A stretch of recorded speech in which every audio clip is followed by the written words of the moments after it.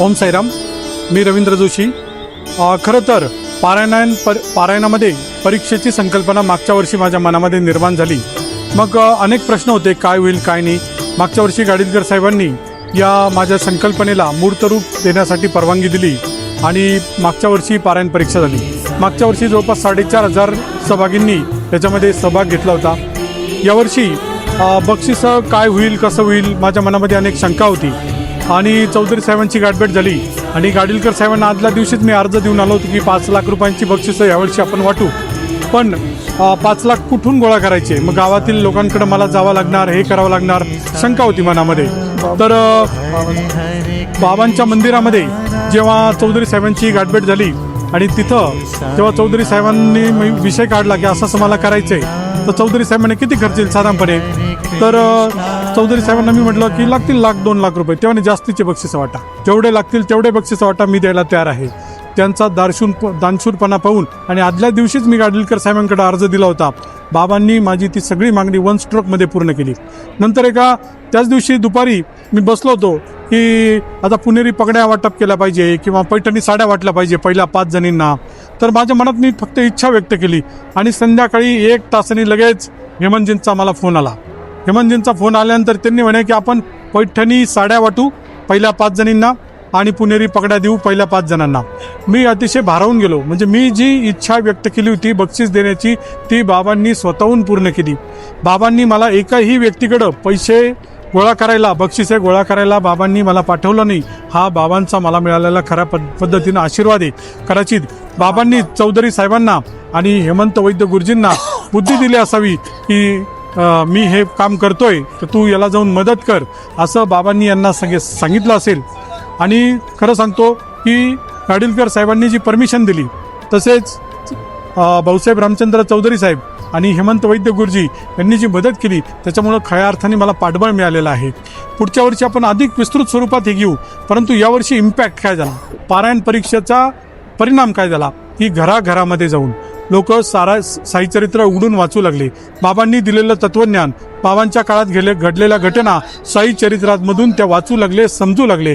घरातील लहानांपासून मोठ्यांपर्यंत साई चरित्राची महिमा सगळ्यांना समजू लागली. आणि इथं परीक्षा देताना प्रत्येक भाविक मला सांगत होता की खरंच आम्हाला एक सुंदर अशी अनुभूती येत आहे की आम्ही पारायण परीक्षेचा अभ्यास करतो, अभ्यास केल्यानंतर त्याची परीक्षा देतो, ही एक वेगळी अनुभव आमच्या जीवनामध्ये होत आहे. अशा पद्धतीची भावना अनेक साई भक्तांनी व्यक्त केली. महिला पारायणार्थी होत्या, पुरुष पारायणार्थी होते. 2 गट आपण नियुक्त केले. पहिले 6 दिवस जे परीक्षा झाली जवळपास 3,500 लोक रोज त्याच्यामध्ये परीक्षा देत होते. परंतु ऑनलाईन असल्यामुळं संपूर्ण महाराष्ट्र नाही भारतभरातून ते लोक त्यासाठी परीक्षेला देत होते ऑनलाईन. परंतु इथं येणं बऱ्याच जणांना शक्य नव्हतं. मग इथं जवळपास 700 भाविकांनी परीक्षा दिली. मागच्या वर्षी आपण फक्त शेवटच्या दिवशी परीक्षा घेतली होती, परंतु यावर्षी आपण काय केलं, रोज परीक्षा घेतली. साई चरित्रात रोज जे अध्याय वाचून होतील इथं सभा पारायण मंडपामध्ये, तर त्या पारायण मंडपामध्ये जे अध्याय वाचून होतील त्याच्यावर रोज रात्री 9:15 पासून 9:50 परीक्षा असायची. रोज 45 मिनिटं लोक परीक्षा द्यायची. तसेच मुख्य परीक्षाचा जो पेपर आहे तो 4 परीक्षा सकाळच्या सत्रामध्ये मराठी, हिंदी, इंग्लिश आणि तेलुगू, आणि संध्याकाळच्या सत्रात महिलांसाठी मराठी, हिंदी, इंग्लिश आणि तेलुगू असे 4 आणि 4 8 आणि 6 दिवसाचे 6 असे जवळपास 14 पेपर आपण काढले. मला रात्री झोपायला अक्षरशः कधी 2 कधी 3 वाजायचे, पण साईबाबा मी थकत नव्हतो, कारण साईबाबांची शक्ती माझ्या मागे होती की आपल्याला हे कार्य करून दाखवायचे, आपल्याला यशस्वी करून दाखवायचे. मग प्रॉब्लेम एकही प्रश्न आपण जे प्रश्न काढले जवळपास आपण 14 प्रश्नपत्रिका घेतल्या. 14 प्रश्नपत्रिकेमध्ये जवळपास 1200पेक्षा प्रश्न आपण साईचरित्रावर निर्माण करून त्याची परीक्षा घेतली आणि प्रत्येक जणाला उत्तरपत्रिका देखील त्याच्या मेल ID वर पाठवली. त्याच्यामुळे इम्पॅक्ट असा झाला की साईचरित्रामध्ये जे तत्वज्ञान आहे ते 1200 प्रश्नांच्या माध्यमातून, वेगवेगळ्या प्रश्नांच्या माध्यमातून, वेगवेगळ्या घटना, बाबांनी दिलेलं तत्वज्ञान, भक्तांनी काय त्यापासून शिकलं पाहिजे, काय बोध घेतला पाहिजे, हे सर्व लोकांपर्यंत पोहोचलं. आणि खऱ्या अर्थानं ज्यावेळेस लोक घराघरामध्ये याची चर्चा करत होती, घराघरामध्ये परीक्षेची चर्चा होत होती, आणि खऱ्या अर्थानं मला ते जाणवत होतं की मी जो संकल्प केला आहे, काडीलकर साहेबांनी ज्या संकल्पाला मला पाठिंबा दिला, तो संकल्प पूर्णत्वात जात असल्याची भावना, एक समाधानाची भावना माझ्या मनामध्ये निर्माण होत होती. चौधरी साहेब, हेमंत वैद्य गुरुजी आणि आमचे ब्राह्मण एकता मंचाचे श्री धनुभाऊ पाटील, तसेच गाडीलकर साहेब संस्थांचे मुख्य कार्यकारी अधिकारी यांनी मला खऱ्या अर्थानं पाठबळ दिलं. त्यांच्या सहकार्याशिवाय मी हा कार्यक्रम करू शकत नव्हतो. मी सर्वांचे धन्यवाद मानतो की त्यांच्यामुळं हा कार्यक्रम मी करू शकलो, त्यांच्यामुळं मी माझं पुस्तकाचं प्रकाशन करू शकलो आणि हा त्यांच्या उपस्थितीत हा कार्यक्रम त्यांच्या सहकार्यामुळे झाला. हा मी असं समजतो की बाबांचा आशीर्वादच मला या निमित्ताने असा प्राप्त झालेला आहे. धन्यवाद. ग्रामस्थांनी देखील आपल्याला वेळोवेळी सहकार्य. यस. शिर्डीतील सर्व ग्रामस्थ असतील, नगराध्यक्षा सौ जयश्रीताई थोरात असतील, प्रथम नगराध्यक्ष कैलास बापू कोते असतील, श्री विजूभाऊ कोते असतील, रमेश भाऊ गोंदकर असतील, सर्वच अभय भैया शेळके असतील, सर्व नगरसेवक असतील, तसेच नाट्यरसिक मंचाचे सर्व सदस्य असतील, सर्वांचा मी ऋणी आहे. सर्वांनी मला वेळोवेळी सहकार्य केलं, सर्वांनी मला पाठबळ दिलं. त्यांच्या पाठबळाशिवाय मी हा कार्यक्रम करणं शक्य नव्हतं.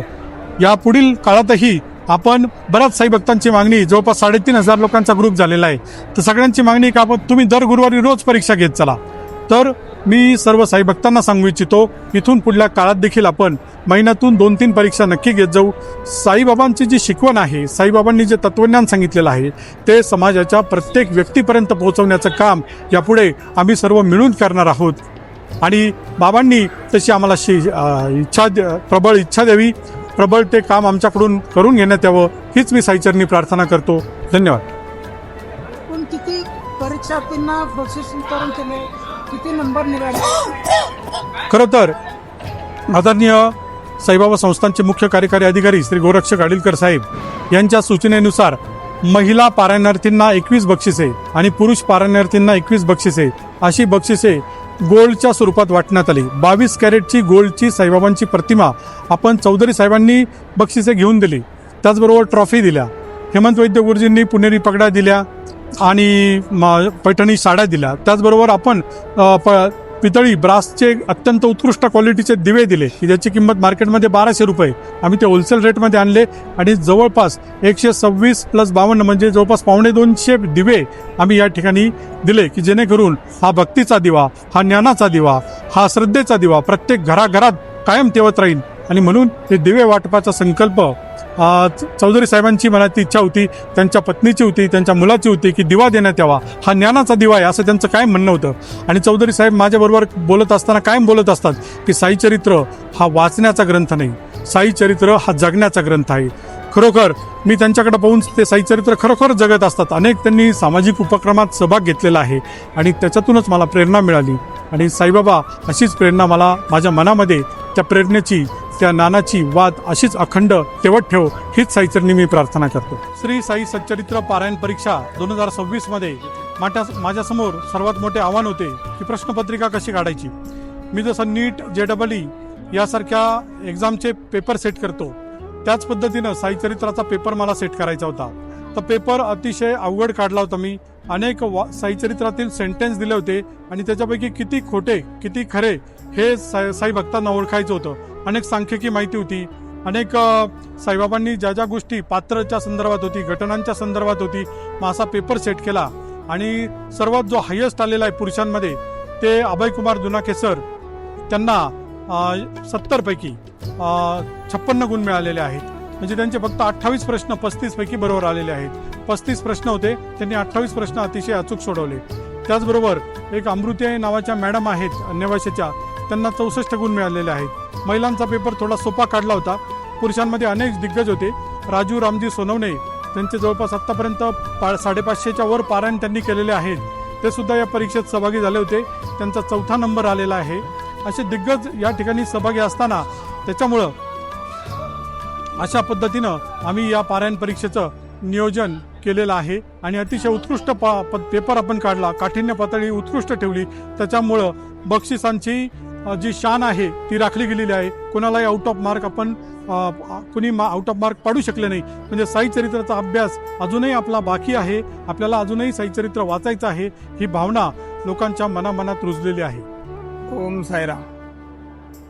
असा चरित्राचा जो कार्यक्रम झाला आहे तो बाबांनी माझ्याकडून, त्यामध्ये जे बक्षिसं दिलेत ते बाबांनी माझ्याकडून घडून घेतले आणि मला त्या कार्यक्रमास बाहेर पाडले. माझ्या मनी ही इच्छा नसताना ते मंदिरात मी दर्शनाला गेल्यानंतर ते भाव मला लगेच दिसून आले आणि तिथे मला जोशी साहेबांची गाठ झाली आणि त्यांनी फक्त विचारलं, सईचरित्रासाठी आज आम्ही कार्यक्रम घेत आहोत. तर मी स्वतःहून म्हटलो तर सर मी तिथे काही बक्षिसे देऊ इच्छितो. ते म्हणाले तुम्हाला जे बक्षीस द्यायचे ते तुम्ही आम्हाला निश्चित करून सांगा. त्याप्रमाणे मी त्यांना जे पाहिजे ते बक्षीस त्यांच्या पद्धतीने त्यांना पुरवले वस्तू स्वरूपात. मी ह्या बक्षीस स्वरूपात दिलेल्या दानाबद्दल मी खूप खूप आनंदी आहे. बाबांनी माझ्याकडून सेवा घडून घेतली. मी अगदी आनंदी आहे. माझा परिवार सुद्धा खूप आनंदी आहे आणि मला बाबांची इथून पुढेही बाबांचे आशीर्वाद राहतील. इथून पुढे माझे कोणाचे बाबांनी कार्य करून घ्यावं, घडवून घ्यावं, मी तयार राहील. नाम श्री सच्चिदानंद सद्गुरू साईनाथ महाराज की जय. शिर्डी निवासी आम्ही सर्व ग्रामस्थ आणि येथील जो प्रत्येक घर आहे, प्रत्येक घरामध्ये रोज साई चरित्राचा एक अध्याय स्तवन मंजरी ही वाचली जाते. आणि हा एक 32 वर्षापूर्वी जो उपक्रम चालू केला नाट्य रसिक संच आणि त्याच्यामध्ये पुन्हा मग साईबाबा संस्थान जोडलं गेलं आणि त्याच्यामध्ये आता तर ह्या वेळेस 32व्या पारायणाच्या वेळेस सर्व संघटना विविध प्रकारच्या, मग त्याच्यात आमची ब्राह्मण एकता संस्था असेल, नाट्य रसिक संच असेल, साईबाबा संस्थान तर आहेच आहे आणि सर्व ग्रामस्थ मिळून वेगवेगळ्या पद्धतीने जो तो ज्याच्या त्याच्या परीनं काही ना काहीतरी वेगळं करण्याचा एक प्रयत्न करत असतो. त्याच्यातला एक खारीचा वाटा बाबांनी आम्हा सर्वांना दिला. जो आम्ही उत्कृष्टरित्या जो काही असेल, जे काही भक्तांना जी परीक्षा घेतली, रवी दादा यांच्या एकदम छान सुखकर सुपीक डोक्यातून एक ती कल्पना आली की त्यांचा एक छान म्हणजे एक डिजिटल अशी जी परीक्षा आहे की आजच्या युगामध्ये, मोबाईलच्या युगामध्ये म्हणजे अध्यात्म, साई भक्ती आणि साई चरित्र पारायण आणि प्लस मोबाईलचं हे नवीन युग हे सगळं त्यांनी जुळून आणलेलं आहे. आणि आता तर ही एकदम छोटेखानी सुरुवात आहे. माझ्या माहितीप्रमाणे हा एक जसा परिक्रमा एक उत्सव आहे, साई चरित्र पारायण एक उत्सव आहे, एक शिर्डीचं एक वेगळ्याच देश परदेशामध्ये सुद्धा लोक इथं त्यावेळेस येतील, साई चरित्र पारायण करतील, ऑनलाईन पारायण करतील. ही एक मोठी एक भक्तीची ज्योत आता पेटली गेलेली आहे. आणि जशी साईबाबांची धुनी आहे वर्षानुवर्ष जे आपल्याला एक तेवत असते आणि आपल्याला एक ज्ञानाचा प्रकाश देते आहे, तसंच हे प्रत्येक साई चरित्र प्रत्येक घराघरात कधीही आपल्या कुटुंबामध्ये ज्यावेळेस अडचण येते तर पहिले आपण म्हणतो की साई चरित्राचं पारायण मला चालू करायचं आहे आणि प्रत्येक दिवशी स्तवन मंजरी वाचून हे आपलं जीवन आपण व्यतीत करतो आहोत. आणि रविदादांची जी संकल्पना आहे की हा ग्रंथ फक्त वाचण्याचा नाही तर तो जगण्याचा आहे, तो तंतोतंत एकदम खरोखर खरं आहे. ती गोष्ट त्यांचे वडील जे आहे त्यांची पण खूप मोठी सेवा या ग्रामीण भागामध्ये आहे, पूजेच्या माध्यमातून असेल. तसंच आमचा ब्राह्मण एकता संस्था आहे, गेले 20 वर्षापासून कार्यरत आहे. आणि या सर्व आमचे कार्यकर्ते तसेच इथले ग्रामस्थ यांनी जे सहकार्य केलं त्यांचा आम्ही खूप खूप ऋणी आहोत आणि अतिशय आनंद वाटला की बाबांनी ही सेवा आमच्याकडून करून घेतली आहे. धन्यवाद. ओम साईराम. श्री साई सच्चरित्र सोहळा गेल्या 32 वर्षापासून शिर्डी शहरामध्ये अतिशय धूमधडाक्यात या ठिकाणी भक्तिमय वातावरणामध्ये संपन्न होत असतो. परंतु मला असं वाटतं की साईबाबांना मानणारे लाखो करोडो लोक आहेत, परंतु साईबाबांना जर जाणून घ्यायचं असेल तर साई सच्चरित्र वाचावं लागतं. आणि साई सच्चरित्र वाचल्यानंतर त्याच्यासाठी एक अभिनव उपक्रम या ठिकाणी आमचे मित्र या ठिकाणी जोशीजींनी आणलेला आहे, रवींद्र जोशींनी आणलेला आहे. तर त्या पारायणाच्या माध्यमातून त्याचं वाचन करून एक घराघरात चर्चा व्हावी आणि त्या माध्यमातून सर्वांनी साई चरित्राचा एकंदरीत सगळ्यांनी चर्चा करून प्रश्न सोडवावेत, अशा प्रकारचा एक अभिनव उपक्रम आणला आणि त्याला मोठा या ठिकाणी प्रतिसाद मिळाला. या चर्चेच्या माध्यमातून घरातल्या सगळ्या लोकांशी भक्तीचा एक चांगल्या प्रकारचा चर्चा घडून येते, एक सत्संग या ठिकाणी एकमेकांना मिळतो आणि त्याच्यामुळं साईबाबांचा विचार समजण्यात देखील या ठिकाणी एक मोठं या ठिकाणी एक साधन किंवा माध्यम ते निर्माण झालं. आणि त्याच माध्यमातून ज्या परीक्षा घेण्यात आलेल्या आहे शेवटच्या दिवशी आणि त्याला आमचे मित्र साई चौधरी यांच्या वडिलांनी जे मोठ्या प्रमाणात बक्षीस दिलं, हा एक निव्वळ साईबाबांनी घडून आणलेला योगायोग आहे. बक्षीस हे निमित्त आहे, परंतु साईबाबांचं सच्चरित्र समजून घेणं आणि त्या माध्यमातून त्यांचा विचार आपल्याला किती अवगत झाला, ते साईचरित्र किती अवगत झालं हे परीक्षेच्या माध्यमातून या ठिकाणी सर्वांना समजणं एक असा अभिनव उपक्रम या ठिकाणी आमचे मित्र रवींद्र जोशींनी आणला. मी त्यांचं खूप खूप अभिनंदन करतो. अतिशय उत्साहात आणि चांगल्या वातावरणामध्ये या परीक्षा संपन्न झाल्या, अतिशय योग्य पद्धतीने झाल्या आणि सगळ्या चांगला निस्सिम साई भक्तांनी चांगला जो अभ्यास केला होता त्यांना देखील या ठिकाणी यश मिळालं. ज्यांनी पेपर दिले नाही किंवा परीक्षा दिली नाही त्यांचाही अभ्यास आहे, परंतु पुढच्या वर्षी याच्यामध्ये आणखी भर होईल आणि ही परीक्षा जी आहे ती फक्त शिर्डीपुरती मर्यादित न राहता ही संपूर्ण महाराष्ट्रामध्ये नव्हे तर देशामध्ये वेगवेगळ्या भाषेमध्ये या ठिकाणी याची या परीक्षेची प्रचार प्रसिद्ध होईल अशा या ठिकाणी मी अपेक्षा व्यक्त करतो. आणि मी या परीक्षेत घेतणाऱ्या सगळ्यांनी ज्यांनी कष्ट घेतले त्या सगळ्या टीमचं मी पुन्हा एकदा अभिनंदन करतो आणि आभार व्यक्त करतो. धन्यवाद. ओम साईराम.